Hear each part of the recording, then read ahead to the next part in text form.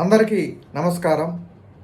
నిన్న జమ్మూ అండ్ కాశ్మీర్ పెహల్గాంలో జరిగినటువంటి ఉగ్ర దాడి ఏదైతే ఉందో ఇది అత్యంత హేయమైన పిరికిపంద చర్య. మనందరికీ తెలుసు, పాకిస్తాన్ యొక్క కపట నాటకాలు, కపట బుద్ధి ప్రపంచ దేశాలన్నిటికీ తెలుసు. ఇదే ఉగ్రవాదాన్ని పాకిస్తాన్ పెంచి పోషిస్తుందన్న సంగతి కూడా ప్రపంచ దేశాలన్నిటికీ తెలుసు. ఇదే పాకిస్తాన్ భారతదేశం మీద ఎన్నోసార్లు ఉగ్ర దాడికి పాల్పడిందన్న విషయం కూడా ప్రపంచ దేశాలన్నిటికీ తెలుసు. కానీ మొట్టమొదటిసారి భారతదేశ చరిత్రలో ఒక మతాన్ని టార్గెట్ చేసుకొని ఉగ్రదాడి జరపడం అనేది బహుశా భారతదేశ చరిత్రలో ఇదే మొట్టమొదటిసారి అని చెప్పి నేను అనుకుంటా ఉన్నాను. గతంలో భారతదేశం మీద ఎన్నోసార్లు ఉగ్రదాడి జరిగింది, కానీ ఏ ఉగ్రదాడిలో కూడా ఒక మతాన్ని టార్గెట్ చేసుకొని చేయలేదు. కానీ నిన్న జమ్మూ అండ్ కాశ్మీర్ పెహల్గాంలో జరిగినటువంటి ఉగ్రదాడి కేవలం హిందువులు మాత్రమే టార్గెట్గా నిన్న జమ్మూ అండ్ కాశ్మీర్ పెహల్గాంలో ఉగ్రదాడి జరిగింది.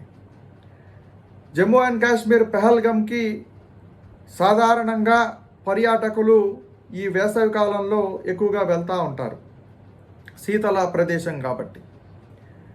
అలాంటి ప్రదేశంలో కేవలం హిందువులు మాత్రమే టార్గెట్గా నిన్న అక్కడికి వెళ్ళినటువంటి ఉగ్రవాదులు అక్కడ ఉన్నటువంటి టూరిస్టులని ఐడి కార్డులు చూపించమని అడిగారంట.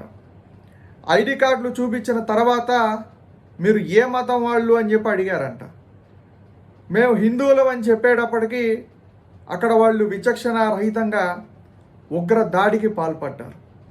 అలానే నిన్న అక్కడ ఉన్నటువంటి కొంతమంది టూరిస్టులు, ఆ ఉగ్ర దాడి సమయంలో పక్కనే ఉన్నటువంటి కొంతమంది టూరిస్టులు చెప్పినటువంటి మాట ఏంటంటే, ఈ ఉగ్ర దాడి జరుగుతున్నప్పుడు మమ్మల్ని వదిలేయండి అని చెప్పి పాపం వాళ్ళు వేడుకుంటే ప్రాణభయంతో ఆ ఉగ్రవాదులు అన్నారంట, పోయి మోడీకి చెప్పుకోండి అన్నారంట.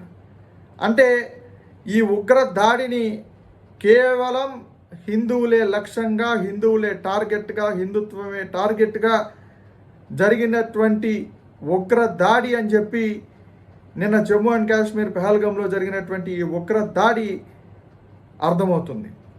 కేవలం హిందువులే లక్ష్యంగా, హిందువులే టార్గెట్గా జరిగినటువంటి దాడి ఇది. భారతదేశ చరిత్రలో మొట్టమొదటిసారి ఒక మతాన్ని టార్గెట్ చేసుకొని ఉగ్రవాదులు దాడి చేశారు.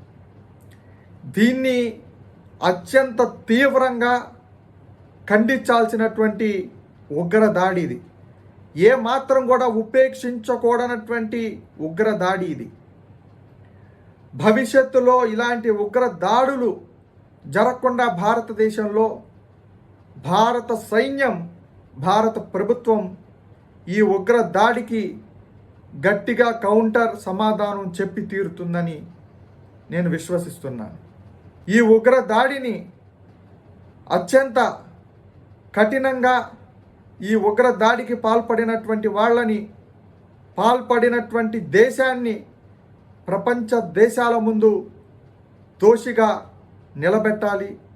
అలానే ఐక్యరాజ్య సమితిలో కూడా ఈ యొక్క ఉగ్ర దాడిని ప్రస్తావించాలి.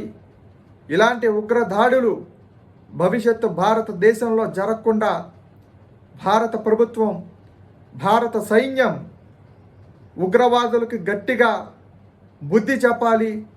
అలానే దాయాది దేశమైనటువంటి పాకిస్తాన్కి కూడా గట్టిగా బుద్ధి చెప్పాల్సినటువంటి అవసరం ఉంది. ఇదే పాకిస్తాన్ని ప్రపంచ దేశాల ముందు దోషిగా నిలబెట్టాలి. ఇదే పాకిస్తాన్ని ప్రపంచ దేశాల్లో ఏకాకిగా నిలబెట్టాలి. అప్పుడన్నా పాకిస్తాన్కి బుద్ధి వస్తుందేమో చూడాలి. ఏది ఏమైనా నిన్న జమ్మూ అండ్ కాశ్మీర్ పెహల్గాంలో జరిగినటువంటి ఈ ఉగ్ర దాడి అత్యంత పిరికిపంద చర్య, అత్యంత హేయమైనటువంటి చర్య. మీకు నిజంగా దమ్ము ధైర్యం ఉంటే భారత సైన్యంతో పోరాడండి. అంతేగాని అమాయకులైనటువంటి హిందువులని టార్గెట్గా చేసుకొని, లక్ష్యంగా చేసుకొని ఉగ్ర దాడులకు కూడా పాల్పడేటువంటి పరిస్థితులకు వీళ్ళు వచ్చారు అంటే దీన్ని ఖచ్చితంగా ఆపాల్సినటువంటి అవసరం ఉంది. దీనికి ఖచ్చితంగా భారత సైన్యం, భారత ప్రభుత్వం బుద్ధి చెప్పాల్సినటువంటి అవసరం ఖచ్చితంగా ఉంది. నిన్న జమ్మూ అండ్ కాశ్మీర్ పహల్గామ్లో చనిపోయినటువంటి టూరిస్టులు ఎవరైతే ఉన్నారో వాళ్ళందరికీ కూడా నా ప్రగాఢ సానుభూతిని తెలియజేస్తూ ఉన్నాను. వాళ్ళందరి ఆత్మలు శాంతి చేకూరాలి అని చెప్పి నేను ఆ భగవంతుణ్ణి ప్రార్థిస్తూ ఉన్నాను.